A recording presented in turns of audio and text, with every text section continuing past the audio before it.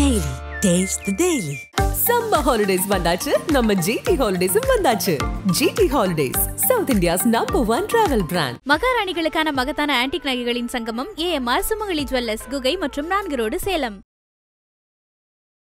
மனிதனுக்கு கடமைன்னு இருக்கிறதுக்கு காரணம் இவனுக்கு என்ன எக்ஸ்ட்ராவாக கொடுத்துருக்குறாங்க? அறிவு. என்ன அறிவு? பகுத்தறிவுன்னு சொன்னீங்கன்னா அது பிரயோஜனப்படாது. மனிதனை பிறந்துட்டு நமக்கு ஆறது அறிவு என்னன்னு கூட தெரியாமல் இருந்தால் அப்புறம் என்ன மனுஷன்? சுயமாக சிந்திக்கக்கூடிய அறிவு வேணும். மற்ற எந்த மிருகங்களை வேணாலும் எடுத்துங்க, இருக்காது. என்ன வேணாலும் தயார் பண்ணுமா செய்வான். ஆனால் இவனுக்கு தேவையானது மட்டும் செய்ய மாட்டான். இது பூரா வெளிப்பாடு பூரா வீண்பாடு. உள்பாடுன்னு ஒன்று இருக்குன்றது கூட தெரியாமல் இருக்கிறாங்க. தன்னை அறிந்தவன் தான் தலைவனை அறிய முடியும். தான் யாரும் தெரிஞ்சிக்கலன்னா எப்படி தலைவனை அறிஞ்சிக்க முடியும்? ஆசான் மெய்குரு பிரான பிடிக்கிறது தான் முதல் கடமை. ரெண்டாவது தான் நாம யாருன்னு தெரிஞ்சுக்கிறது. மூணாவது தெய்வத்தை உணர்றது. மூணாவது கடவுள்னா என்னது, அவர் யார், எப்படிப்பட்டவர், எல்லா சக்திகளும் உள்ளவராச்சு அவர் நம்ம தெரிஞ்சுக்கணும். உடம்பு சரியில்லைன்னா உடனே டாக்டர்கிட்ட ஓடி போய் இந்த தூள பண்டிதர்கிட்ட போய் மாத்திரை மருந்து வாங்கி சாப்பிட்டுக்கிறீங்க. அழகாக இருக்கணும்னா அது சட்டை கிட்டன்னு போட்டுக்கிறீங்க, டிசைனாக எல்லாம் செய்கிறீங்க. ஆனால் உங்கள் சொந்த தேவம் உங்கள் நினைவாச்சு, அதுக்கு எதனா செஞ்சுருக்கீங்களா? ஐபிசி பக்தி மையன்பர்களுக்கு வணக்கம். மெய்வழிச்சாலை சம்மந்தப்பட்ட நபர்களையும் அவங்களுடைய அனுபவத்தையும் கேட்டு தெரிஞ்சிட்ருக்கோம். இன்றைக்கி நம்ம கூட மெய்வழி ராஜமன்னார் நாயுடு ஐயாவை பார்த்துக்க போகிறோம். வணக்கம். நல்லா இருக்கீங்களா ஐயா? நல்லா இருக்கேங்க. 3 கடமைகள் இருக்குதுன்னு சொன்னீங்களா, அது என்னதுக்கு? ஆமாம், கடமைகள் இருக்குது. மனிதனாக பிறந்தவனுக்கு கண்டிப்பாக கடமை இருக்குது. மிருகங்களுக்கு கிடையாது. தன் கடமையை அது முடிச்சிடுது. தருக்கீனம் புல்லூர் காளி ஜலம்பால் ஜந்தூம் தான் பிறந்த அதன் கடமை முடித்து நிற்க. தருக்கினம்னா செடி கொடி மரம். தருக்கினம் புல் பூண்டுலேருந்து தருக்கினம். புல் அப்படின்னா பறவைகள் புல். ஊர்வனை ஊர்ந்து போகிறது. பாம்பு பல்லி இதெல்லாம் ஊர்ந்து போகிறது ஊர்வனை. காளி மிருகங்கள். ஜலம்பால் ஜந்து தண்ணியில் இருக்கிறது. இது எல்லாம் அதனுடைய கடமையை அதை செஞ்சிடுது. அதை தான் தருக்கீனம் புல்லூர் காளி ஜலம்பால் ஜந்தும் தான் பிறந்த அதன் கடமை முடித்து நிற்க. அது கடமையை முடிச்சு. அரிய பிறப்பான மனுன்றது நான் சொல்லிக்கிட்டு, அரிய பிறப்பான மனு நான் என்றோதும் அவ்வுருவை நோக்கி உந்தன் கடமை என்ன விரித்துரை செய் எனக் கேட்டால் விழிக்கும் அந்த வெறி கொண்ட வீணறிவு படிப்பை நோக்கில் நெறியறியார் உயிருடன் இங்கு அழகை அல்லால் நிலத்தில் அது வேறில்லை சட்டம் தீர்ப்பே. அதுக்கு ஆண்டவங்களே. மிருகங்களுக்கு இந்த சட்டம் கிடையாது. அதனுடைய வேலையை அதை செஞ்சுட்டு போகுது. ஒரு விதையை போட்டோம்னா, வெண்டை விதையை போட்டோம்னா செடி முளைச்சி அது பாட்டில் முளைச்சி காயை காய்ச்சிடுது. அதனுடைய பருவம் முடிஞ்சு போகுது. ஆனால் மனிதனுக்கு கடமைன்னு இருக்கிறதுக்கு காரணம் இவனுக்கு என்ன எக்ஸ்ட்ராவாக கொடுத்துருக்குறாங்க? அறிவு. என்ன அறிவு?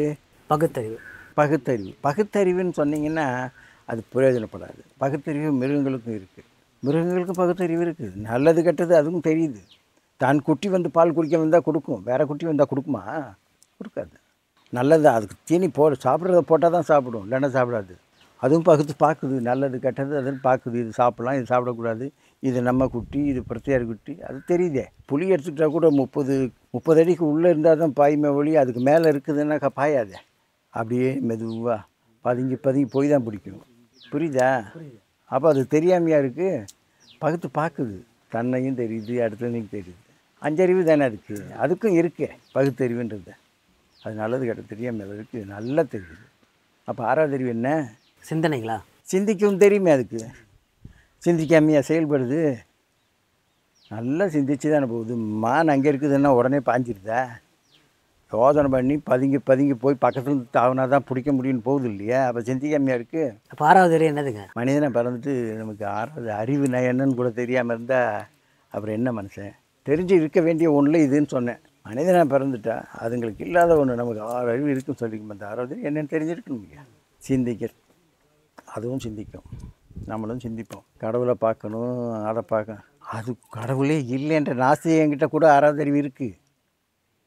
நாஸ்திகன்னு சொல்கிறாங்களே, கடவுளே இல்லைன்றவன், அவங்ககிட்டையும் 6வது அறிவு இருக்கேன். 8 இரும்பு எடுத்து கொடுத்தா நீங்கள் 5000 ரூபா வாட்ச் ஆக்கி கையில் கொடுக்க முடியும். அதே ஒரு மிருகத்துக்கிட்ட இல்லை. எல்லா மிருகத்தையும் சேர்த்து வச்சுக்கிட்டு கூட கொடுத்தா கூட இது செய்ய முடியுமா? முடியாது. அப்போ என்ன தேவை அவனுக்கு? 6வது அறிவு. சுயமாக சிந்திக்கக்கூடிய அறிவு வேணும். மற்ற எந்த மிருகங்களை வேணாலும் எடுத்துங்க, இருக்காது.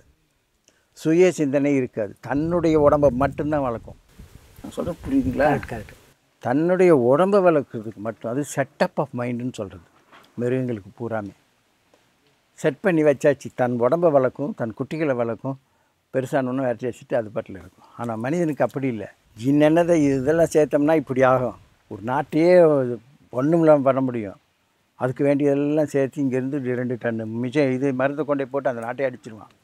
என்ன வேணாலும் தயார் பண்ணுவான், செய்வான். ஆனால் இவனுக்கு தேவையானது மட்டும் செய்ய மாட்டான். இது பூரா வெளிப்பாடு பூரா வீண்பாடு. உள்பாடுன்னு ஒன்று இருக்குன்றது கூட தெரியாமல் இருக்கிறாங்க. தன்னை அறியும் அறிவுங்களா? தன்னை அறிவும் இல்லை, சுய சிந்தனை அதுக்கு உண்டா? கிடையாது. செட் பண்ணி வச்ச இதுதான் செட்டப் ஆஃப் மைண்டு தான். ஆனால் மனிதனுக்கு செட்டப் ஆஃப் மைண்டு கிடையாது. இவன் சுயமாக சிந்தித்து ஒவ்வொன்றும் பார்த்து செலவு பண்ணுவான். அதுவும் எப்போ இருந்து 16 வயசுக்கு மேலே தான். அதுக்குள்ளே இவனும் கிடையாது. மிருகங்களையும் இவன் ஒன்று தான். 16 வயசு ஆயிடுச்சுன்னா இவன் சுய சிந்தனை தான் பண்ணுவான். அது வரைக்கும் நீங்கள் அப்பா அம்மா சொன்னபடி கேட்பீங்க. உங்களையே எடுத்துங்க. நீங்கள் என்ன பண்ணுவீங்க? 16 வயசு வரைக்கும் அம்மா அப்பா என்ன சொல்கிறாங்களோ அதை அப்படியே செய்வீங்க.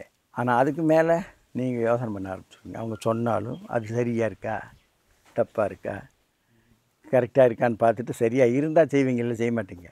உங்கள் லைஃப்பில் இப்படி தான் இருக்கீங்க. இல்லை பாருங்கள் வேணா, அதை சுய சிந்தனை அப்படிங்கிறது. கோயில் கதவை சாத்துன்றாங்களே, ஏன் சாத்துறாங்க? அந்த தெருவிலேயே இவனே அந்த கோயில் கட்டி கொடுத்துருந்தா கூட சரி தான்.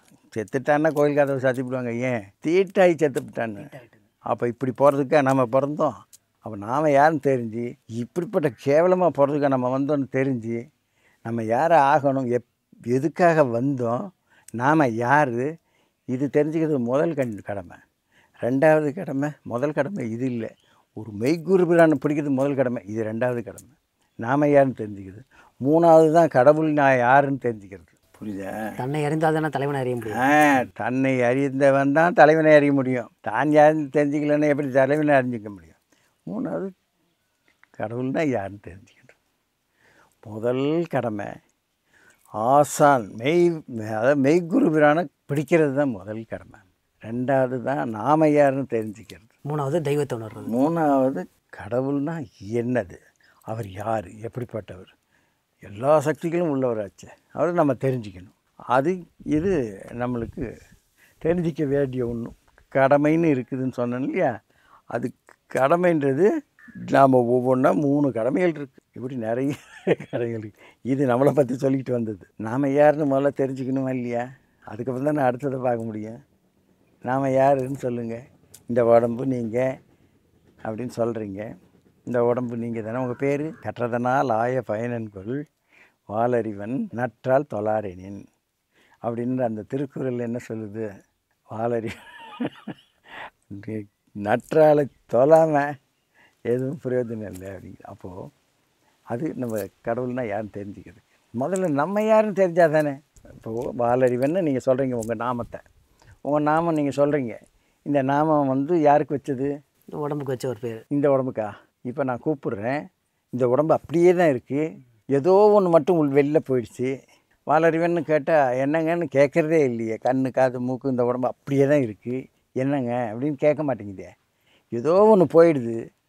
அது போன உடனே ஒன்றுமே பேச மாட்டேங்குது. அப்போ இந்த நாம இதுக்காக வச்சுருப்பாங்க? ஏங்க ஊர் உலகத்தையே கூப்பிட்டு உட்கார வச்சு அவங்களுக்கு விருந்து போட்டு என் பிள்ளைக்கு நான் வாலறிவன் நாமம் வைக்கிறோன்னு வைக்கிறாங்களே, இந்த ஒன்றுமே பேசாத உடம்புக்கு வைப்பாங்க?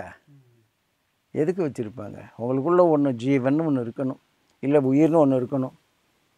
இருந்தால் தான் அதுக்கு தானே வச்சுருக்க முடியும். இந்த உடம்புக்கு வச்சுருக்க முடியும். இப்போ எதுக்குன்னு இப்போ தெரியுதா? நான் யாருன்னு தெரிஞ்சுக்கணுன்னா நீங்கள் தான் உண்மையாக உங்களுக்குள்ளே இருக்கிற அந்த ஜீவன் தான் நீங்கள்.